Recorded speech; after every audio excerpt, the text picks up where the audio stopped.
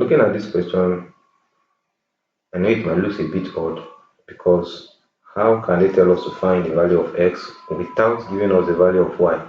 Of course, there are two variables there.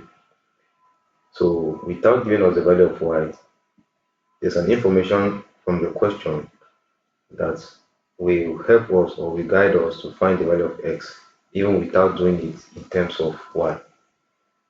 Now, if you look at this, the condition is x and y are positive integers. Integers are whole numbers, and then positive numbers, of course, you know what it is. So the first thing you do is, since we are finding the value of x, let's make x the subject for the formula. So here we have 2x plus 5y equals 18 as the equation. Now, making x subject of the formula means we subtract 5y from both sides, giving us 2x, which is equal to 18 minus 5y. Okay, so dividing both sides by 2, you have our x to be 18 minus 5y all over 2.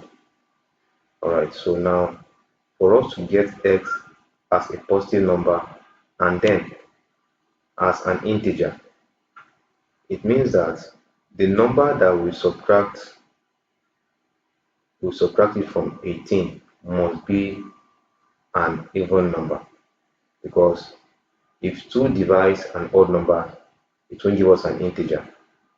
So the number that must subtract 18 must be an even number in order to make the operation on the numerator be an even number.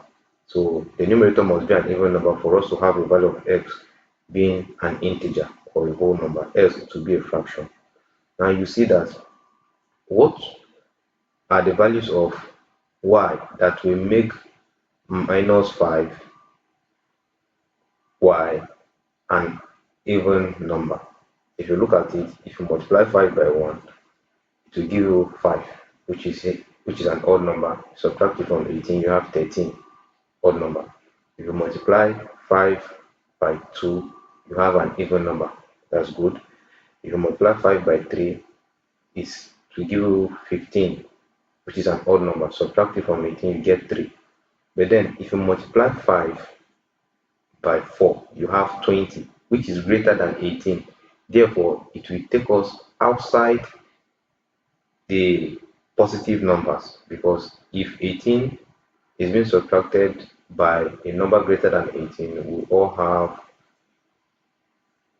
a negative number, not a positive number again. Though it will be an even number, but then it will be a negative number, because 18 minus 20 will give us minus 2. So the only positive or valid number there will be that y will be equal to 2. So if you have y as 2, you have 18 minus 5 times 2, which is 10. 18 minus 10, which is 8. Divided by 2, you have 4. 4 is positive, and also 4 is an integer. So if you input y as 2, you have put y to be equal to 2. And now have x will now be equal to 18 minus 5 times 2 all over 2. So our x will be 18 minus 10 all over 2, which will give us 18. So we now have our x to now be 8 all over 2, which is equal to 4. So therefore, the value of x will be equal to 4 for it to be an integer. Now, y is a positive number, an integer. Y is equal to 2, positive number, integer. X is 4, positive number, integer. Thank you very much.